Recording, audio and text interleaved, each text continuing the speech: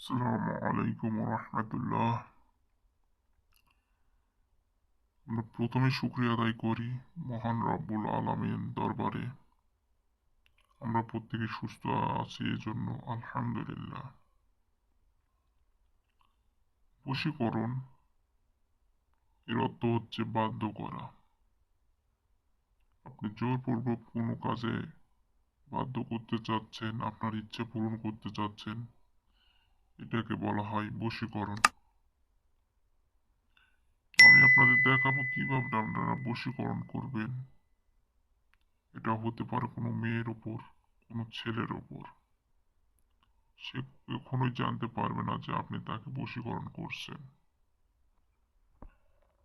বশীকরণ হয়ে গেলে সে আপনার প্রতি দুর্বল হয়ে যাবে, আপনাকে ছাড়া সে কিছুই বুঝবে না। এমন শক্তিশালী এই বশীকরণ আপনাদের আমি দেখাবো, আপনারা মনোযোগ সহকারে দেখুন। বশীকরণের যে নিয়মগুলো রয়েছে সেটি আমি বলবো এখন। এই নকশাটি আপনারা সুন্দর করে জাফরান কালি দিয়ে অঙ্কন করবেন। কি কালি দিয়ে? জাফরান কালি দিয়ে। জাফরান কালি আপনারা বাজার থেকে সংগ্রহ করে আনবেন। আনার পরে আপনারা সুন্দর করে নকশাটি অঙ্কন করবেন। আপনারা কেউ যদি আরবি লেখা না জানেন, এই ক্ষেত্রে কোনো হুজুরের থেকে লিখে নিতে পারেন। তবে হ্যাঁ, আপনি যে কাজটি করতেছেন কেউ যেন জানতে না পারে। গোপনের সহিত কাজ করতে হবে। আপনি গোপনে এই কাজটি করবেন। নকশাটি অঙ্কন করা হয়ে গেলে এক পাশে আপনার নাম, আপনার পিতামাতার নাম লিখতে হবে। অপর পাশে সেই কাঙ্ক্ষিত মাসুকের নাম, যাকে আপনারা গোপনে বশীকরণ করতে চাচ্ছেন, সেটা ছেলে হোক বা মেয়ে হোক। বশীকরণ জন্য আপনাকে সেই নামটি লিখতে হবে, তার পিতামাতার নাম। সে যদি বিবাহিত হয় তাহলে তার স্ত্রী বা স্বামীর নাম লিখতে হবে।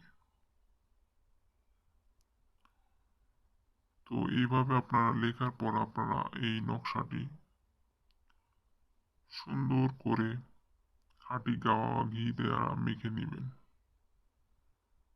ঘিটি অবশ্যই হতে হবে কালো গাভীর, কেননা এই কাজের নিয়ম হচ্ছে কালো গাভীর ঘি দিয়ে মেখে নিয়ে আগুনে জ্বালায় দিতে হবে।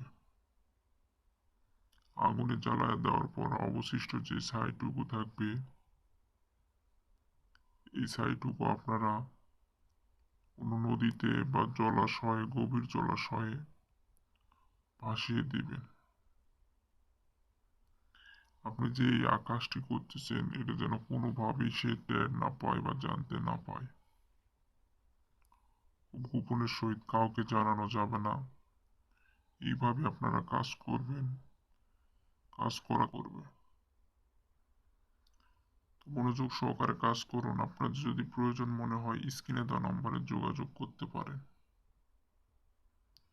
সবাই সুন্দরভাবে কাজ করুন, ভালো থাকুন।